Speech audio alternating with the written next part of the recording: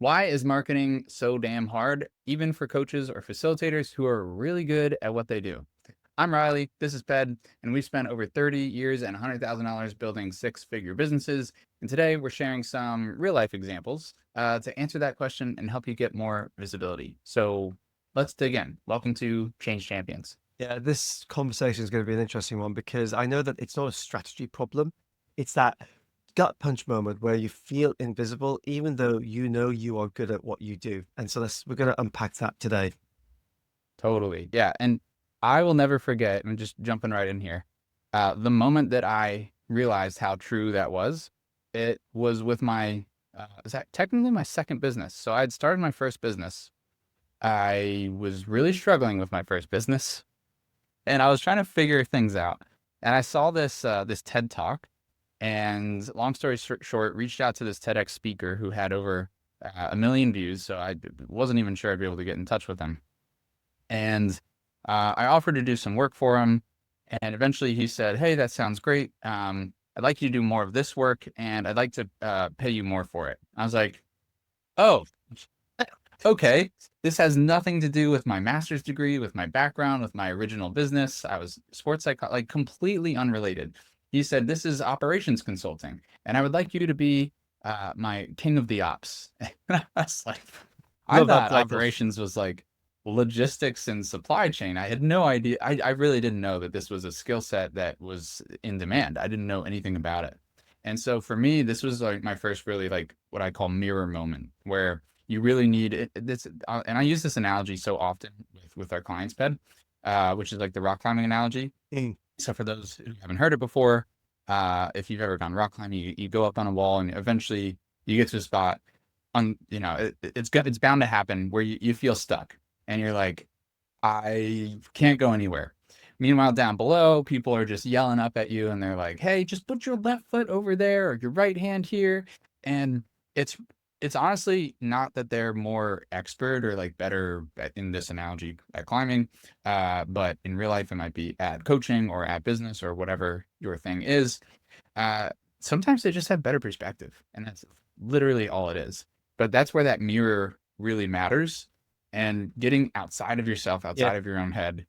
We talk about this ad nauseum with our clients, but that was the first experience that I had where, again, I had that mirror moment where someone told me that my skills were actually of value, but not the ones that I actually was thinking of. It's the stuff that you might just do naturally, or you've figured it out for yourself, or it's just habit or just things that you're naturally good at, but you don't even see it yourself, right? It's like of course you would do that. Of course that's how you would approach X, Y, Z problem. And yeah, it does take that outsider to let you know. Yeah, so what happened next then? Well, I mean, I won't skip too far ahead, but I think what it helped me realize was that it was, I had clarity of, there's the difference between clarity of skills versus clarity of value. And I didn't understand my value, even though I had I knew the skills. And so once I understood what that value was, I was able to market the value more than like a hodgepodge of skills that I thought were valuable. But really, what really mattered was that the market was telling me what was valuable, and that evolved into actually that's how we met, and that's six however many years ago now, right? And so yeah, it just led to the next client, the next client. Before I knew it, I was a full-time operations consultant. And freelance. I was basically like a fractional COO. But so I mean, anyway, that's the rest of that story. But I think the important part here is that it's distinguishing the difference between the skills and the value, and using that mirror to reflect it back to If you. you're thinking about marketing, then it's not that you're bad at marketing, it's just that you're speaking a completely different language to what the market wanted, like speaking French to an English speaking audience. Yeah, yeah. I'm laughing because, well, my wife is on like an 800 plus day streak of practicing French specifically. Yeah. But But B, I actually had a client tell me it was like as if I was speaking Finnish to him. And I can't emphasize this enough that like that was the point. that is what I was trying to convey, is that like you need to speak a different language. You need to speak your client's language. And this is again, it's not the first time. Like I've had to learn this lesson multiple times. So it's not like I'm, up on a pedestal talking down to anyone, because it took me many times to get it like drilled into my head. And there's a But difference between it's knowing something and then actually practicing it, or at least practicing it in a way that honors that knowledge, because it's so easy to go, yeah, yeah, yeah, I know that, and then just go carry on doing what you're doing, or you've maybe done one bit of it, but not all of it, and there's still more work to do. totally, yeah, it's a difference between, I mean, it's kind of like tactics versus strategy, and or like reading about riding a bike versus like actually riding a bike. Um, so yeah, there's just something, there's a deeper layer of I don't even want to say knowledge, but like I guess not understanding when you actually start to put it into practice. And again, if you if you I had this marketing mentor like years ago who was really successful as corporate executive, but I think when he was working, it was like in the 70s. And I was trying to build a business, 40 plus years later. And some of the things that he was talking about, it just didn't quite stick. It Yeah. didn't make sense. But at the same time, he had been in the trenches and strategically high level, Mm. just always 100% correct. Like he still knew what he was talking about, even if the tactics had completely changed. So there's like kind of, that nuance is important.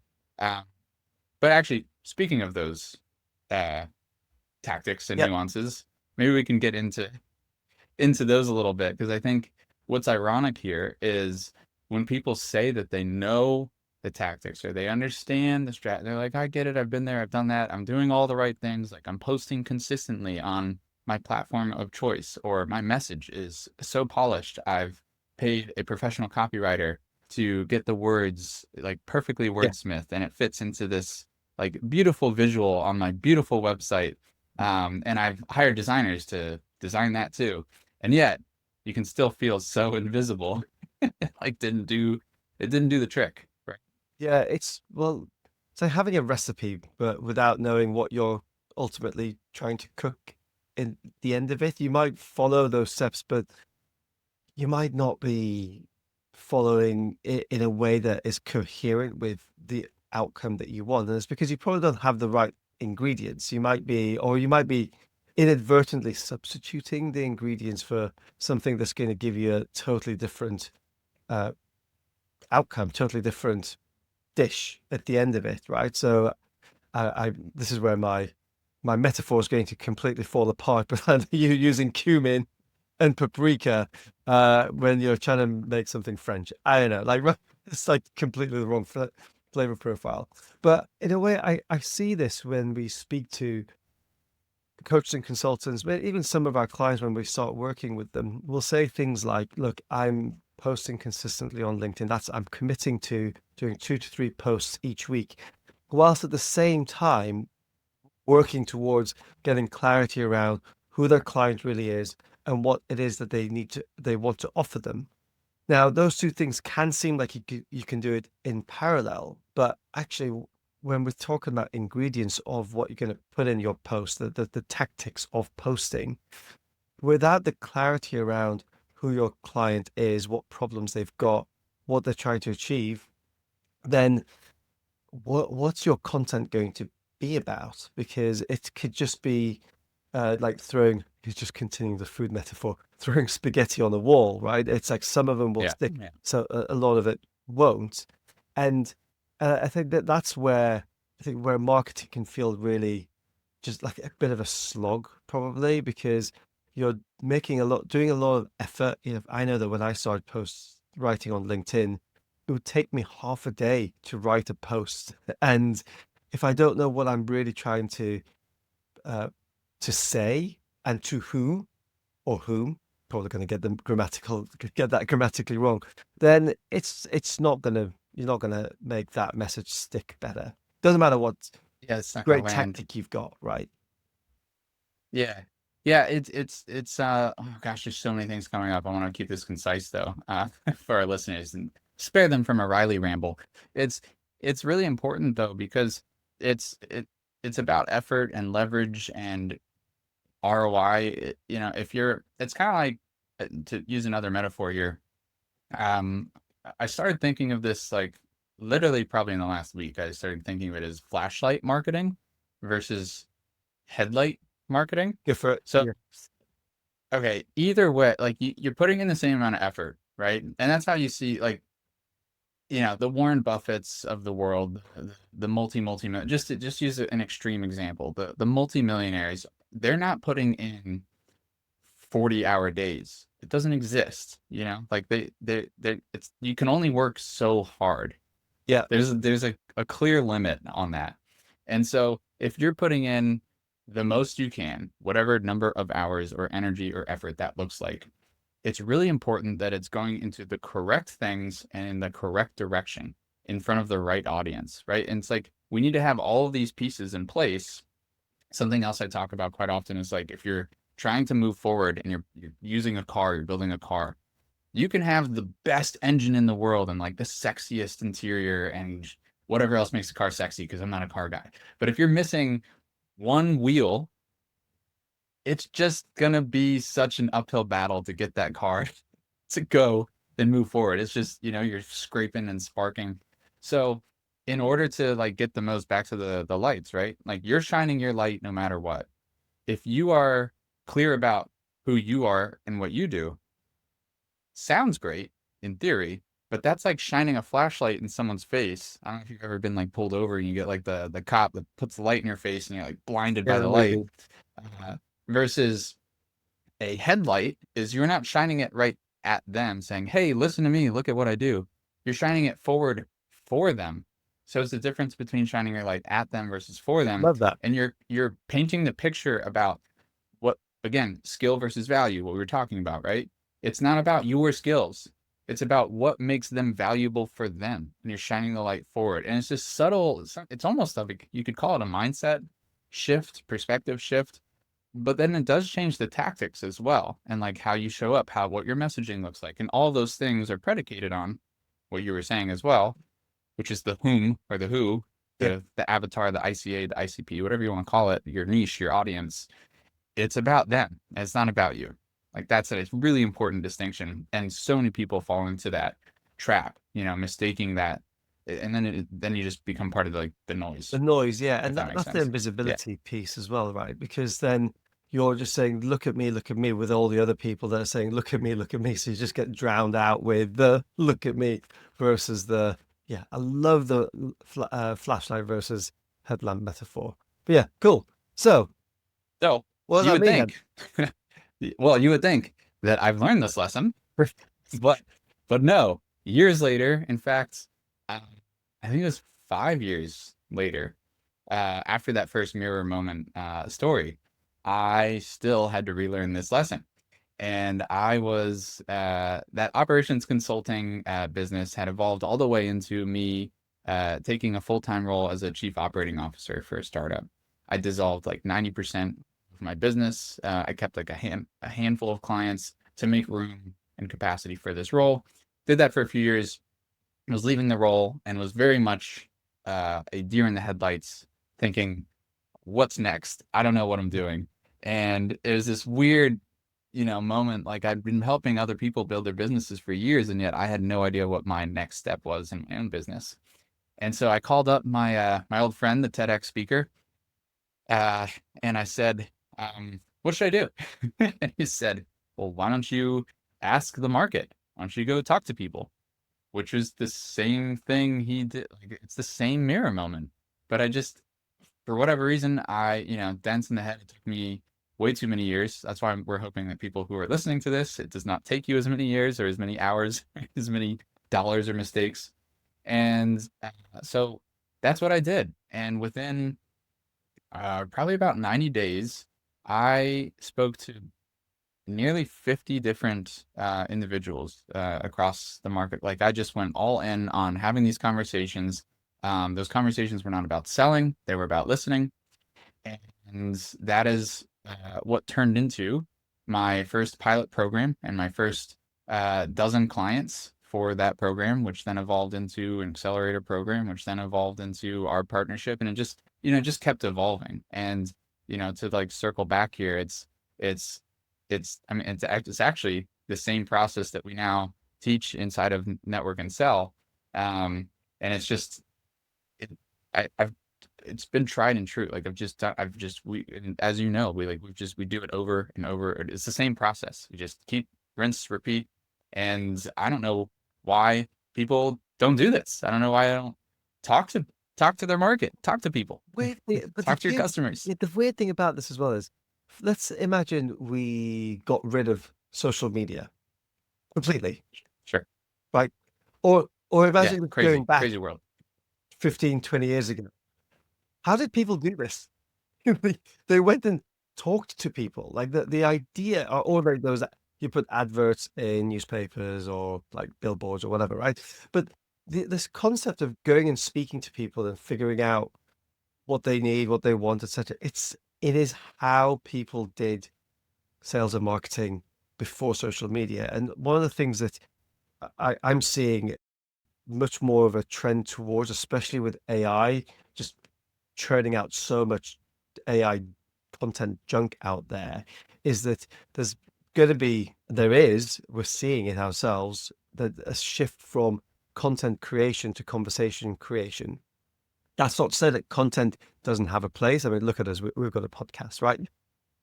We are creating content, but Yeah. it's really thinking about how you're generating conversations. And there's a lot of different ways that you can start conversations. We have the the methodology that Riley talked about, like just reach out to people, say hi, say you're listening, doing some research. That's a solid first step for many, many people, because if it's content that if it's content that you're relying on without having those initial conversations where you're listening, where you're really finding out what people care about, where they want to go, what problems they've got, you're just not even going to have the content, the content for the content in the first place. And yeah, so we're seeing this over and over again, that relationship based marketing and selling is, you just get traction so much quicker, whether you're starting out or if you've been in business for a while and it's still not exactly where you want to go, where you want it to be. That have conversations with people, but will by far outperform content any day. Yeah. I mean, it sounds so straightforward when you just put it like that.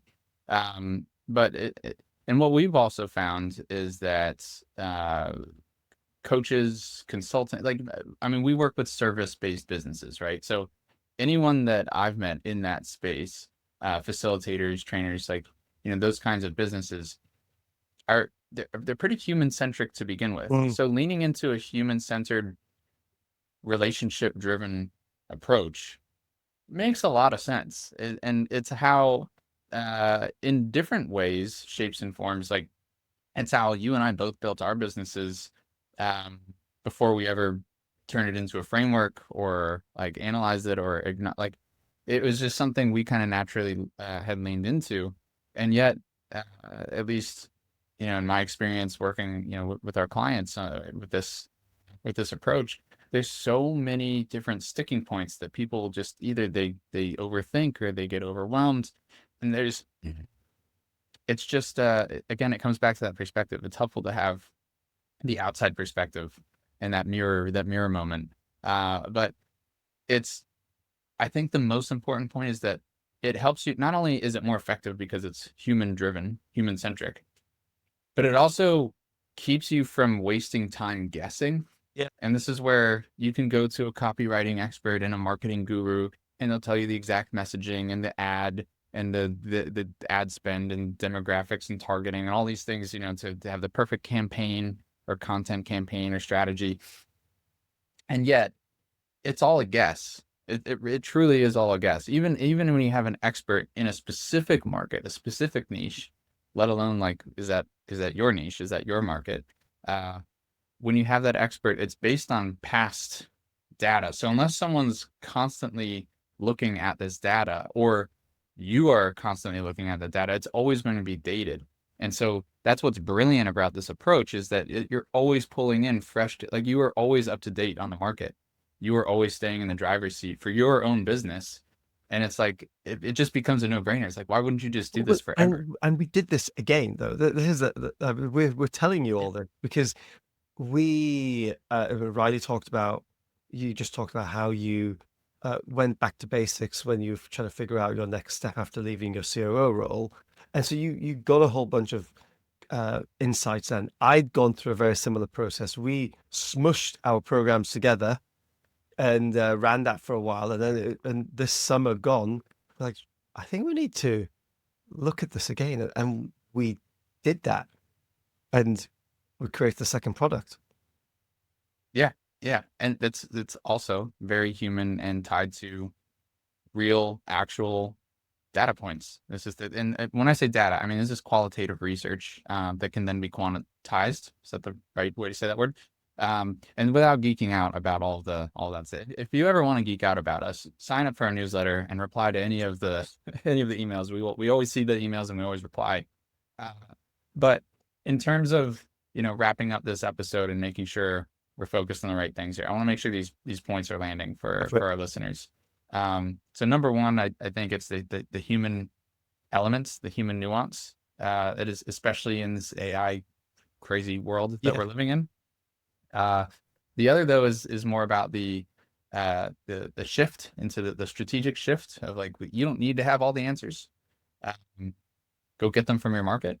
And then that gets into the tactics of kind of the how to. And if you need help with that, this is where we have a program and community called Network and Sell. There are going to be links somewhere. Find them, click them, check it out.